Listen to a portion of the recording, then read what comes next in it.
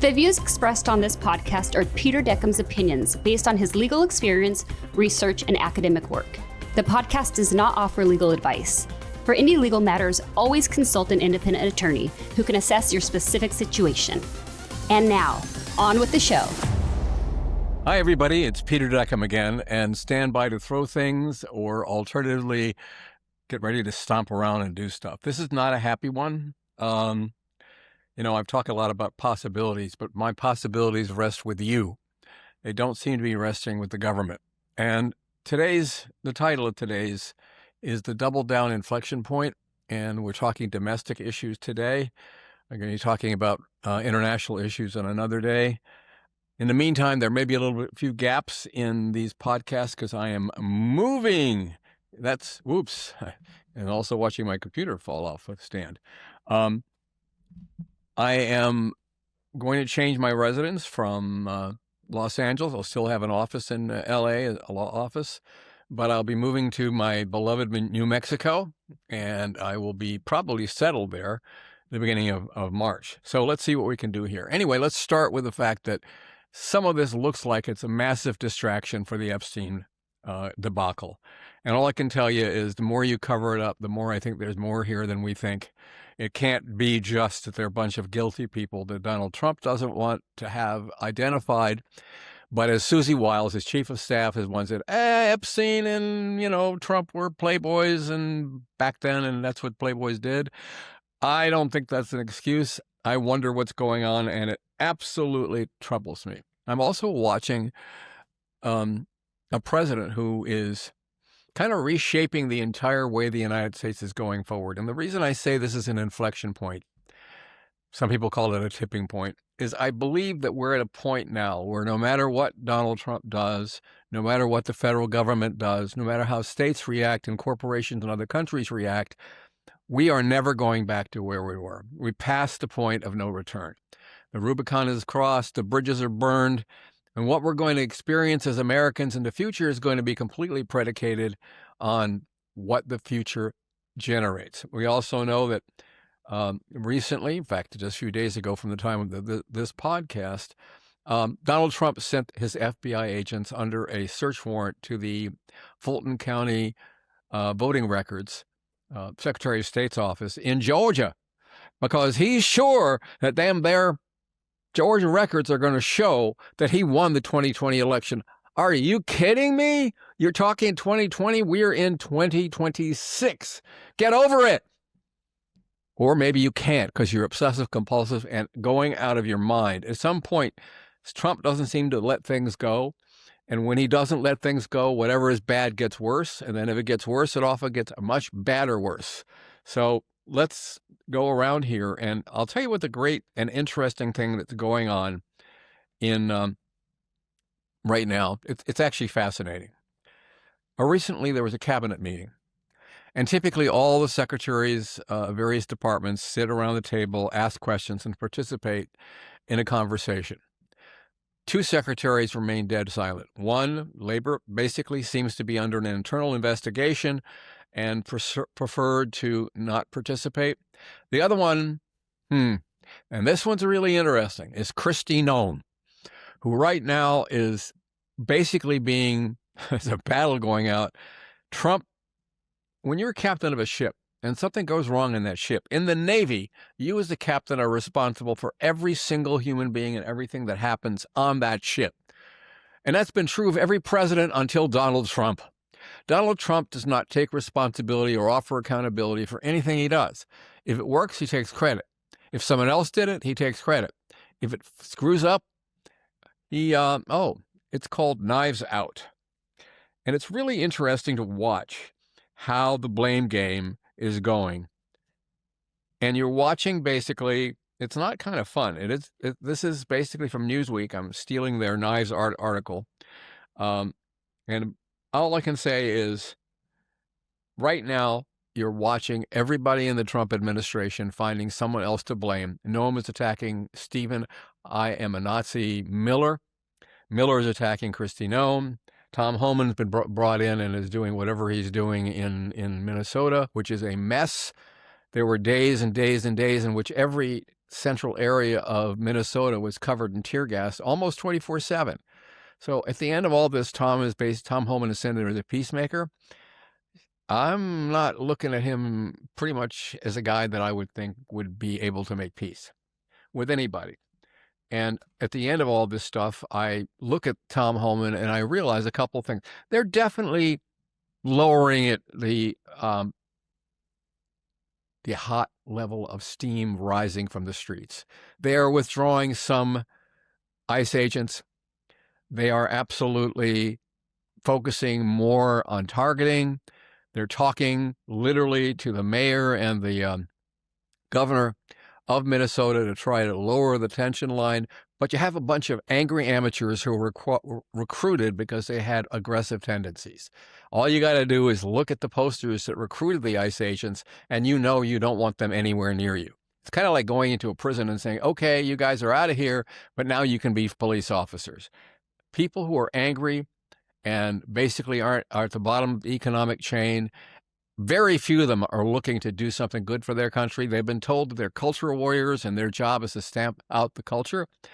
And what's going on is all the standards that we have for police agencies that every major police agency has, standards and practices are simply do not apply. In fact, the idea of de-escalation is completely alien to ICE agents and their 47 days of training.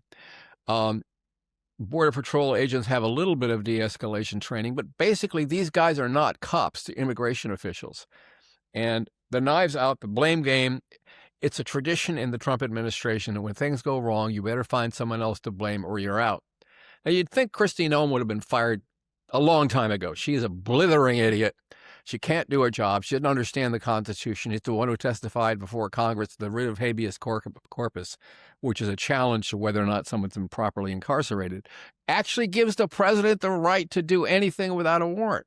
It is no such thing, obviously. So this idiot is running, ICE Barbie is running DHS, Department of Homeland Security. And I'm looking at this and I'm thinking to myself, okay, you would have canned her. Maybe she's too pretty to get canned in Trump land. I don't know. Donald Trump has been talking and saying, boy, I'll tell you, my Kristi Noem is doing really well. She's doing a great job. No, she isn't. She's doing the worst job. The only person who possibly could be doing a worse job is you.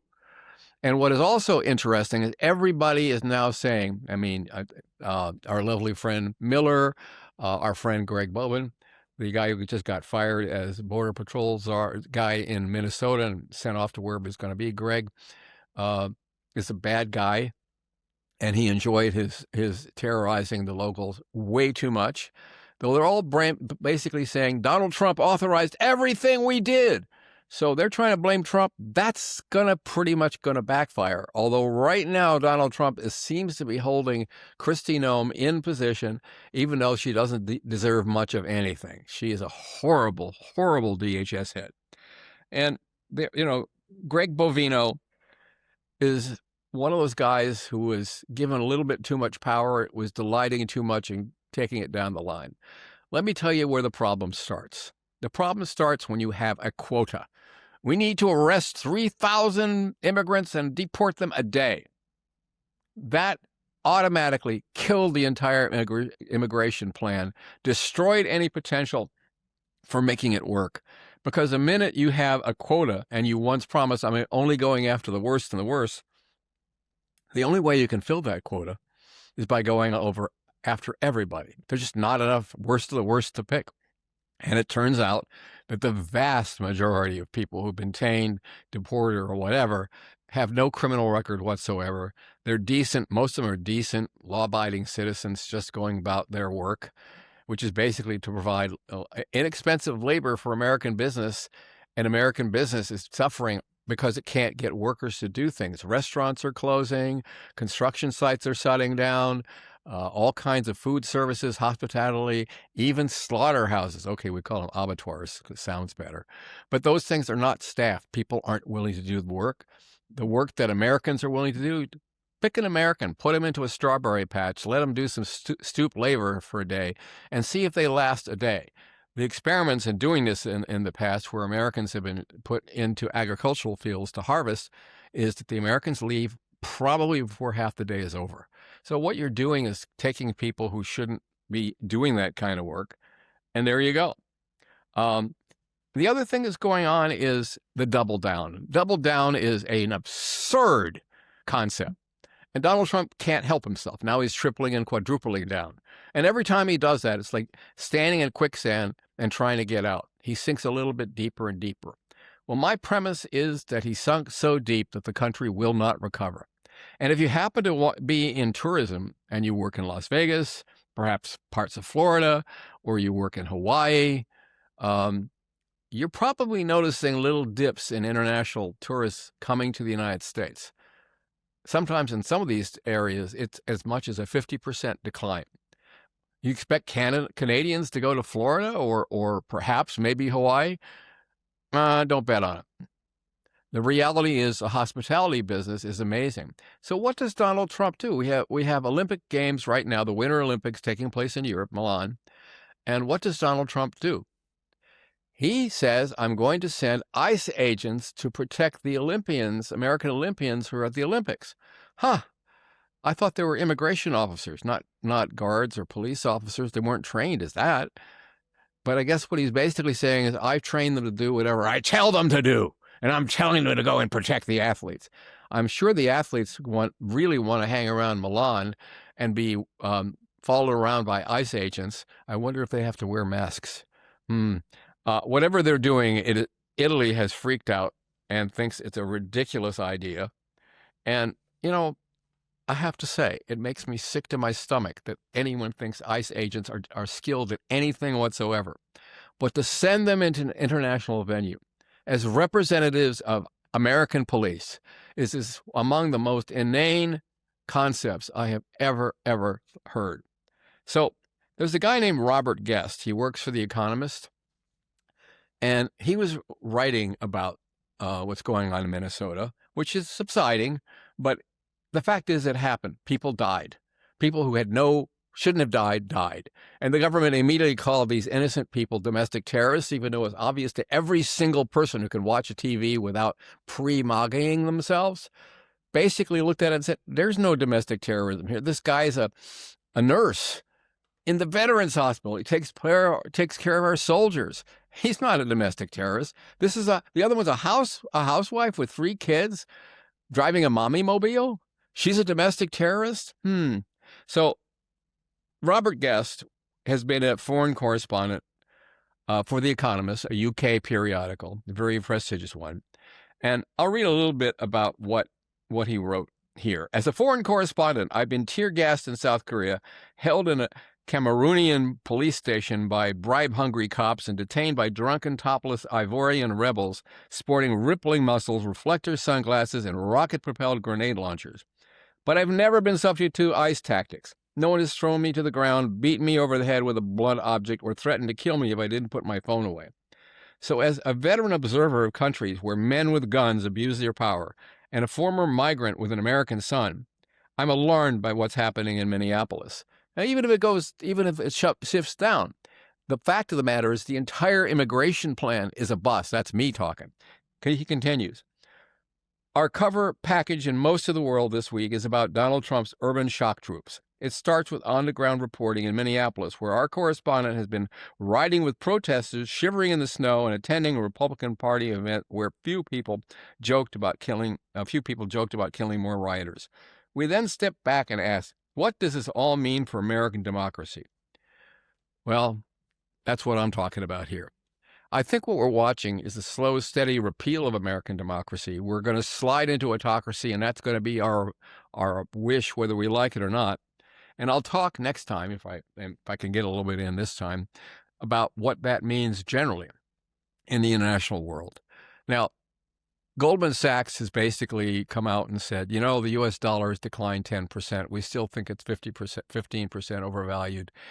And you ask yourself, what makes a dollar decline? What is it?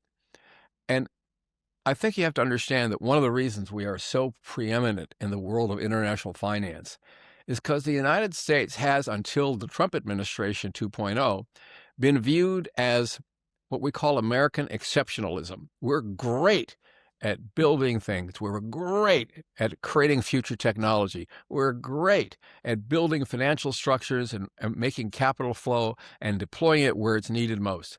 Well, I can't say we're great anymore. I think we were great, and I don't know that we're ever going to be great again, because every country in the world is creating workarounds against our financial system. And the more they create workarounds, the more they create trade agreements with each other, with the United States excluded, the dollar takes a giant hump down. Not only is that a problem, but if you add tariff costs to that, it gets even worse. Let's take a look at the fact let's say the Supreme Court, which is clearly unable to make a decision. They keep delaying making a decision on the tariff issue vis-a-vis Mr. Trump. It's supposed to be an accelerated decision. And that seems to signal that they're really at a place where they've got people waffling on the middle, and they're not able to come out and make a definitive decision. Maybe it's because he wants to have, that stretch out as long as possible, because the more we get stretched out, the more that these tariff dollars, which will ultimately have to be refunded, grows. And that would be a disaster. But he violated the Constitution. He usurped Article 1 congressional powers to tax and tariff. He did that. And it's pretty obvious that if the Supreme Court actually decides to change its position and follow the Constitution for a change, Mr. Trump is toast. But what can they do? Basically say, okay, we'll do it. We'll go all this money back. Or alternatively, we'll do it prospectively, which means that a reckless president can drive the car off the cliff and have no responsibility for it, because all the damage done from that car falling off the cliff doesn't get covered until months later. That doesn't work. You're destroying the country. You're destroying our dollar. And if you think that affordability is terrific, this is amazing what just happened. Trump was at a rally in Iowa. He's starting his affordability tour to show the world how unbelievably wonderful his economic program is. All this with the reality that we haven't had consumer confidence this low in 11 and a half years. It's abominable. People don't believe it. People no longer believe the government, and I wonder why they don't.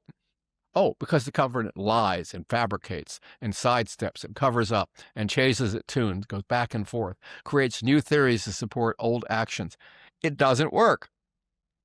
So what do we do here? And who gets the refunds in the United States if there are refunds? Does it go to us, to consumers who paid more money for stuff because Trump made everything more expensive? Oh, no. It goes to the retailers and the wholesalers who paid the tariff. And getting back to that little thing in Iowa, where the Republican rally and affordability was a big issue that Mr. Trump was going to discuss, he was talking how in Iowa, the average price of gasoline is $1.80, 90, whatever it was. Meanwhile, right outside that rally area was gasoline at $2.89. And people yelled out, there's no place in Iowa where stuff is under $2. But he said it. And he keeps talking about it, fabricating. It was really hard for him to sustain that when right outside that building was an evidence of something that was 70 or 80 cents more than what he was claiming it was supposed to be. That was a sigh. And as much as I like to say sighs matter, I won't. Oops, I did. Also, just trying to figure out who the bad guys are. I think the bad guys are anyone who basically looks at the Constitution, refuses to follow it, tries to do a workaround the Constitution, and takes power and uses brute force to enforce clearly illegal actions. Look, if I'm a member of the MAGA group, how would I feel if a bunch of Democrats came into my city, tear-gassed, and took over and basically wanted to take me out and arrest me, take away my cell phone? There's a golden rule out there that seems to have been repealed both in faith and in action. Do unto others as you would have them do unto you. Nope, that's not the way it works. A lot of MAGA folks, and not all of them, have actually changed the definition of Christianity. Christianity is tough love, don't be kind to people, arrest them, beat them up, and throw them out. And that is avoiding being woke. Well, I'm sorry, folks. I admire people who are strong enough to be woke and fight those who are basically trying to dominate them. I don't think anybody should have to have fear about living in the United States, taking cell phone videos, which, by the way, your First Amendment rights allow you to take cell phone videos as long as you're not interfering with the actual operations of an officer. That they walk up to you and say, who are you? Give me your identification. Ihre Papiere bitte. Oh, sorry, that's German, but that's what the Nazis used to say. Give me your papers. Show me your papers. And that's not America.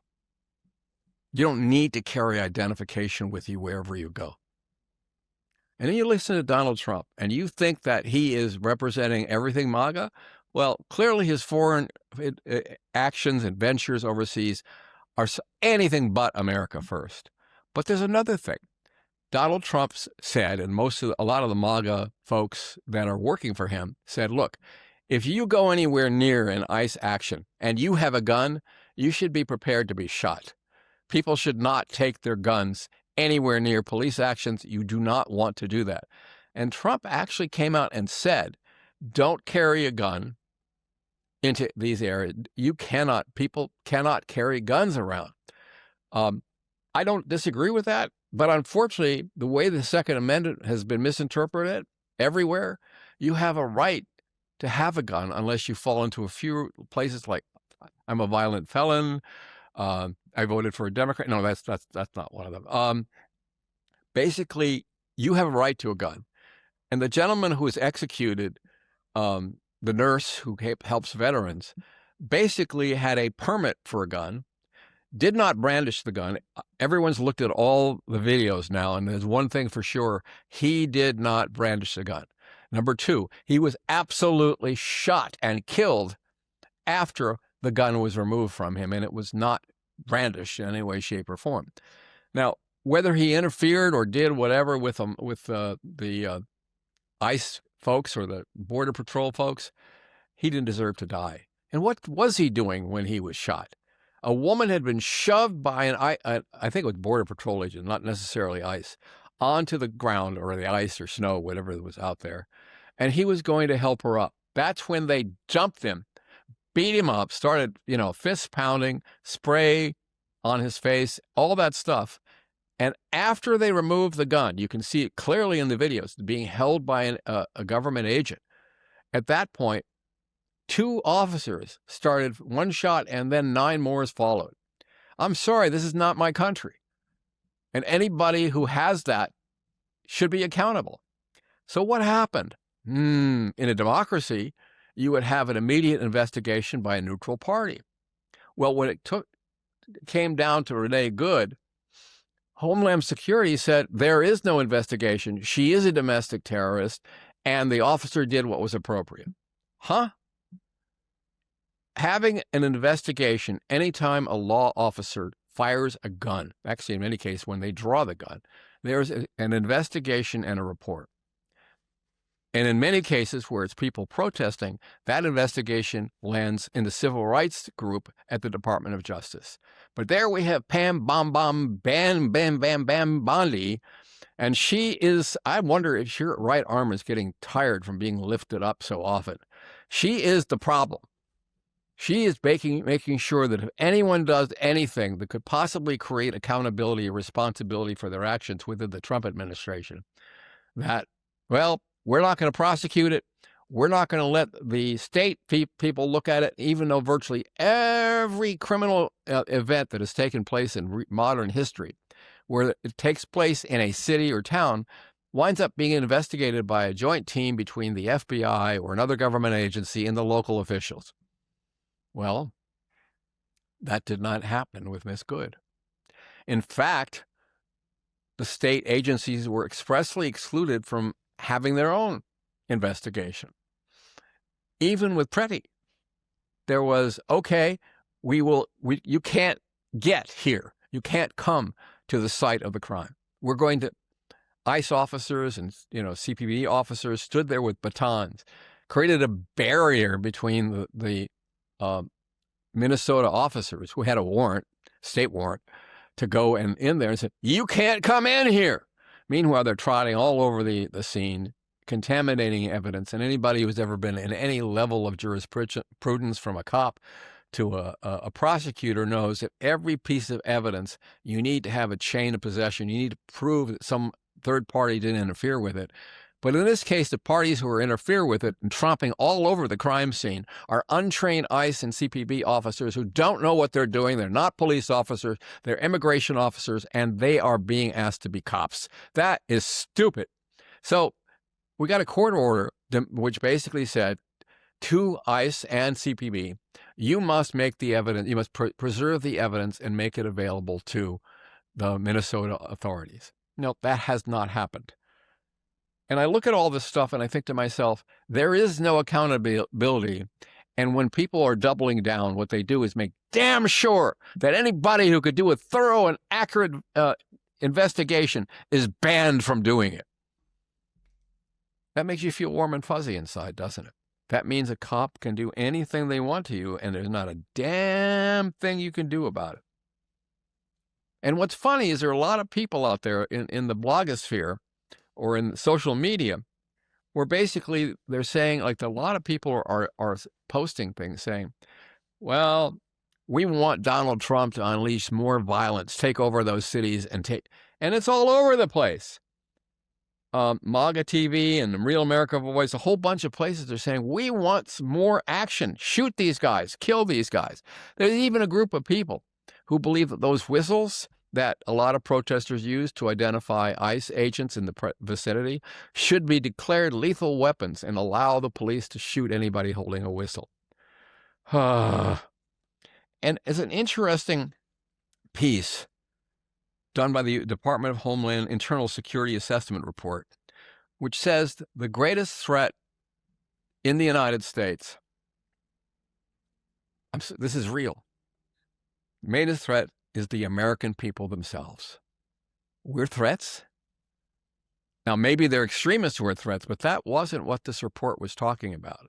It was talking about the gathering storm of resistance to all the things that were going on in all these protests. And I'm sorry, protests are what makes the country tick. We wouldn't have civil rights but for the protests in the 60s and 70s. We wouldn't have the world that we have today. And where do we put these people? Where do we take that cute little kid with a little Spider-Man backpack, 5 years old, with an oversized bunny hat? We put him in, detention facilities. Now the world is watching him. So at least he and his father are going to be treated better than most people. But you have Congress people who are basically supposed to figure out how to spend our money and how to pass legislation, and who have a right to go to these facilities, who have to give a week's notice before ICE will let anybody into any of the detention facilities. Gee, what happens when you give notice, I'll be there in a week? You think you're going to get the real story? You think you're going to see the way they really live? You think you're going to look at the food they really eat, the place they really sleep? Don't count on it. So everybody knows that, and they know that. So the fact that they're saying, give us a week's notice, means we'll be able to clean the place up by the time you get here. It's absolutely amazing to me that some of these facilities look a whole lot more like concentration camps from the Nazis during World War II. People are eating maggot-filled food. The water is putrid. They're sick. They're catching diseases from each other. They're getting beaten up. This is not America. I'm sorry, folks. These are not people who have been convicted of a crime. They're basically rounded up and treated like cattle and herded into something, many of them being flown off to be deported to countries they've never seen or never been to before. This is not America. Ronald Reagan, arch Republican, would probably be rolling in his grave watching this, because he understood the value of having immigrants in our society, and even folks who crossed the border, unlawfully. He understood that. But how are people dealing with this stuff? Here's an interesting story that kind of shocked me. You know how those weird Havana headaches happen in U.S. embassies because there was some sort of radiation going on that was messing with people's heads, giving them headaches, making them nauseous, etc. Turns out it's a very, very small sonic disruptor. The same sonic disruptor that was used in the taking down Nicolas Maduro. In order to get him, they basically used this sonic disruptor, and it basically immobilized everybody around them. And that's how we literally wound up taking down Maduro with 32 Cuban officers surrounding him. Well, it seems that ICE agents are using miniaturized versions of these sonic weapons on an experimental basis. And they did it in Minneapolis. And people got this sound radiation on them, and they started getting nauseous and headaches and all the kinds of things that the people who claimed Havana syndrome was real. And it was real. But now we're having a lot of fun with our government agents having a good time using that. So police in the United States, when they're really being police, and ICE agents are purportedly not police. Oh, I forgot. They're being sent as police to the Milan Olympics. But first of all, cops generally get trained 2 or 3 times longer than ICE agents, number one. Number two, there is a heavy focus in training of police officers today on how to de-escalate, how to take the conflicts that are inherent in protests down a notch, how not to argue with the locals, etc., how not to do that. And mostly, when never to deploy deadly force. I don't believe there has been a shot fired by an ICE agent in any effort to subdue, quote, the domestic terrorists around them that only could be solved with a bullet. Well, maybe there have been a few, I don't know, but I know for sure, I've watched the videos every week and do them, that Freddie and Good did not fit that bill. They weren't domestic terrorists, and the country was looking at this and listening to Pam Bondi and Christy Ice Barbie Gnome telling everybody how he's a domestic terrorist, and Donald Trump was doing it, although Donald Trump sort of paused for a moment when he found out that Miss Good's father voted for him. But all that notwithstanding, it is absolutely clear that what all this is, the confiscation of voting records in Georgia, all this stuff going down with, it's absolutely retribution. It's absolutely contrary to the U.S. Constitution. I absolutely cannot fathom how anyone can think that anything other than this kind of violence is being perpetrated on our own people. By the way, guess who hates the statements from the government, including Trump, that you shouldn't bring a gun out with you? Take a wild guess. Starts with N, ends with A, and R is in the middle. The NRA is freaking out at Republicans in the Trump administration taking the position that you shouldn't be allowed to carry guns out in public where there's any risk of any kind of police intervention. Huh? Wait a minute. They have been suing ever since Heller versus D.C. in 2008 to make sure everybody can carry a gun almost anywhere. Now, when the President of the United States tells them the Second Amendment doesn't allow them to carry a gun when the government doesn't want you to, right now, NRA is pissed. Maybe it's about time they join the rest of this country and understand what pissed is all about. I mean, you look at the world that we live in here in the United States, and without looking at the international venue, which I will spend some time doing maybe on my next podcast, but look at how the President of the United States is putting his name everywhere. He's lobbying for a Nobel Peace Prize. He's even created a Board of Peace, an organization with a big focus on the United States on their logo, but otherwise looking a whole like the UN. Got the same little wreath around it, the whole. And there hasn't been a Western country that signed on to that. A lot of third world countries or countries that need something from the president that have signed on to it. But this guy is so self-aggrandizing. He is the weakest president we have ever had. And the only way he has been able to do stuff is have others fight awful battles for him that are absolutely ridiculous to watch. But Putin's having a good time. As a matter of fact, you may have read that Xi Jinping in China just fired the last of his top generals. So he commands his military directly. And he's been saying to his own people, insider sources tell us that the United States can't fight China anymore. It's too weak inside. And then you'll also look at the fact that North Korea is looking at, we could bomb the United States. We could do a lot. They're too weak to respond. The military has been hollowed out. So you're looking at it and you're saying, is the United States that weak? We have all these weapons. We have well-trained soldiers. Well, you put Pete Hegseth in charge of anything and don't count on it working particularly well, especially when you eliminate the people with the most experience. Although that worked for the FBI. The FBI's gotten rid of any agent who ever had anything to do with an investigation of Donald Trump or anything he ever did.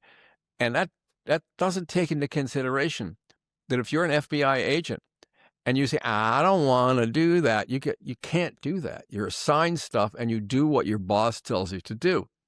But all those agents, even though they were told to do it, ordered to do it, and it did not violate any law in the world to investigate the president, they've all been fired. They're gone. Generals are fired. Gone. And as long as the immigration policies under the hands of brutal human beings, you really think it's going to get better? Maybe they'll go back and go after the worst for a while, but until they eliminate the ICE agents who were untrained, I'm not saying eliminate ICE, but you're going to have them. Damn it, train them. And they're not trained. They're angry people recruited for their anger, for their propensity for violence. They were actually recruited for those traits. And you're having these people undertrained. You can't unleash them. And we're sending these guys to the Winter Olympics as examples of who we are as Americans. Are you smoking crack, or are you getting good money for your crack? I mean, I'm looking at all the things we've done, and I'm looking at a president who thinks it's okay to tear off a wing of the White House and build a ballroom that looks a little bit like Versailles, a royal monarch's playground. And it's okay. Now he's looking at the other side because it looks unbalanced, because I have this giant, ballroom on one side. I need to put a giant something on the other side. But don't worry, America. Donors are putting up the money. It's not the taxpayers. What's the price of a donation? A juicy government contract, an exemption from tariffs. Perhaps it's a regulation that you don't want to have enforced and someone who looks the other way. But trust me, the major donors who are building that ballroom, each and every one of them is doing it because they expect to get something from the government. Either the government won't harass them, or on the other hand, maybe the government will give them juicy contracts or exempt them from regulations they don't want. So you're looking at let's look at the country as we see it. What's going on here? Do Americans feel that upward mobility is still an American dream? No, consumer confidence scores tell you that's not the case. And you start looking at it, and category by category, you are looking at each area. Let's start with housing. Fewer and fewer people are able to afford to buy a house. So that white picket fence house, or any house, is not part of the American dream anymore. Americans who don't own houses no longer expect to have those. And we look at the polling on Americans as how they expect to live their future. Now let's look at some numbers here. So this is part of the infamous New York Times Siena poll, and they're looking at affordability. So I'm going to read you some numbers. This is voters, how they feel about affordability on the following items. Let's talk about higher education, which is being trashed anyway as being elites who are out of touch with reality, but that also tells you that people want to be medical doctors or research scientists or STEM experts. They're not going to get trained either. But 58% of Americans find educational opportunities unaffordable. Housing. Ooh, that's unaffordable. Somewhat unaffordable is 26%. The only people who think that housing is mostly affordable constitute about 8% of America. So 8% of America believes owning your own home is still part of the American dream, and 92% of America doesn't. Okay, that's not a good indicator. And this is the gift of Donald Trump, who found out the gas in Iowa outside his rally point was a whole lot more expensive than what he told them it was supposed to be. How about housing? Okay. 54% housing say housing is simply not affordable. 31% it's somewhat affordable. Leaving 13% to say, yeah, I can afford housing. 13%. That means most Americans, the vast majority of Americans, very close to 87% of Americans believe that it's not affordable. How about health care? We watched Mr. Trump come up with all kinds of the stupidest ideas I have ever heard every time someone's proposed giving voters the money to go buy their own policies, giving insurance companies the ability to exclude anybody with a problem. On a scale of 1 to 10, 10 being stupid, Trump's ideas hit 15. So how do Americans feel about this? We've been watching, the subsidies for the Obamacare, Affordable Care Act, basically some of them going up 200 or 300%. How do people feel about healthcare? Well, 47% of Americans say healthcare is unaffordable. 37% say it's somewhat unaffordable. And once again, a meager 13% of Americans say healthcare is affordable. It means 87% of America is saying healthcare is not affordable. Look, read my lip, not lips. I don't need a full set of teeth and mouth to do that. Having a family. The demographics right now, the replacement rate for babies in this world is 1.62 in the United States per married couple. You need 2.1 to maintain the population as it is. And right now, the population is still growing ever so slightly, but it's slowing down and it's going to contract. So if you're a business and you need buyers and consumers, you're going to have fewer of those. So what does that tell you about your business plan? That it sucks? Let's go on to having a family. 44% of Americans say having a family is unaffordable, whereas 38% say somewhat unaffordable. Let me just say we're back to that 13% thing where 87% of America thinks having a family is unaffordable. How about groceries? 28% say groceries are unaffordable. A more modest 54% thinks they're somewhat unaffordable, and 17% just doesn't care. So we're a little better off there than we are others. Food, 26% say it's unaffordable. 59% say it's somewhat unaffordable, leaving us a wonderful 14% saying, no problem, raise the rates. We don't care. We eat what we want. Utilities. Only 19% of Americans think they easily afford those. So utilities, why do we need them anyway? We don't need heat in the winter or air conditioning in the summer. Climate change is a hoax, so we don't need any of those things. Transportation, there's probably where we get the best grades.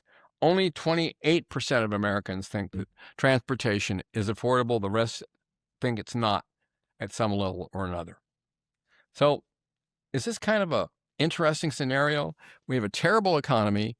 Jobs are not being created anywhere near what they were before Trump 2.0. Pick up the paper. Look at Amazon laying off 16,000, 13,000, whatever. Every major company is doing the same thing. They're laying people off, and people are absolutely happy to hold on to shitty jobs because they know they can't find one if they're out looking.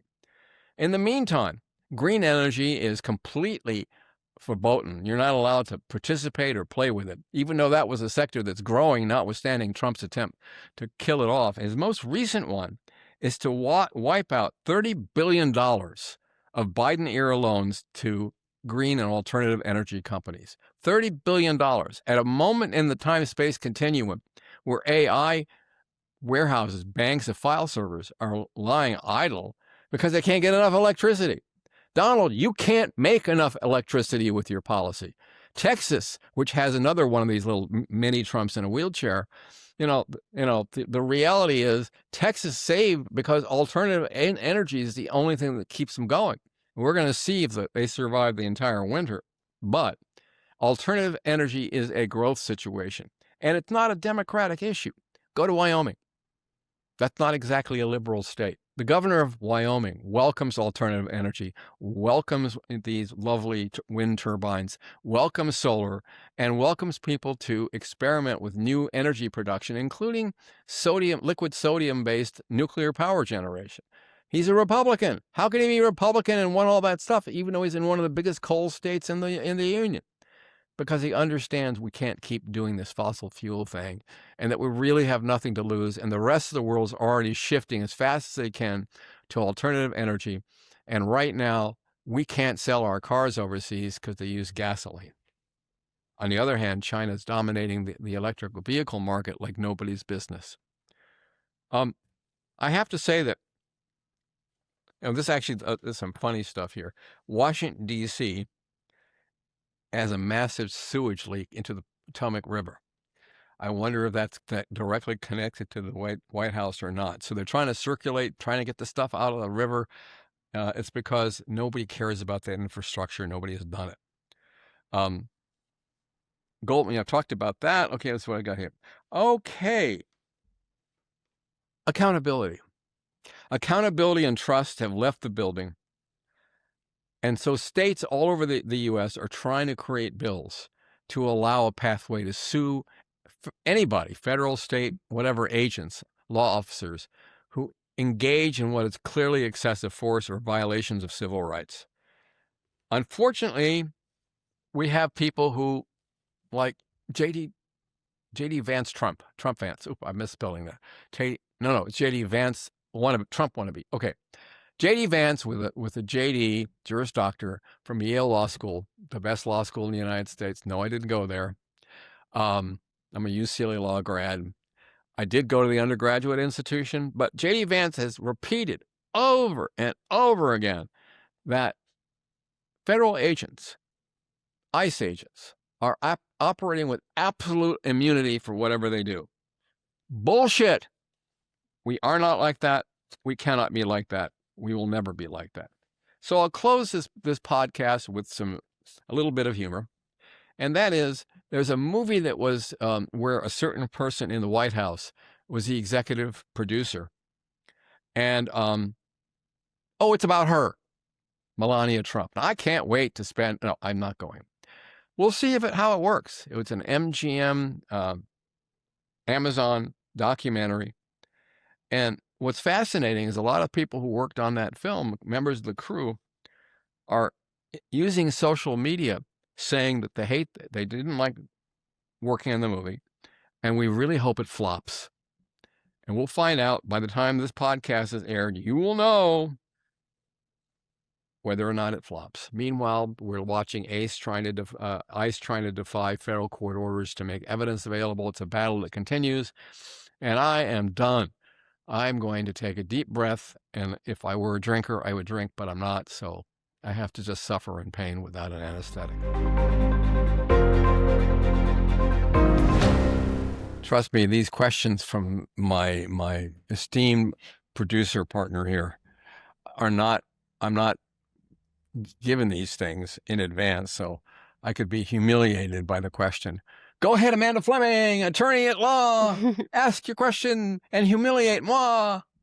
It's just one. You said that accountability and trust have left the building.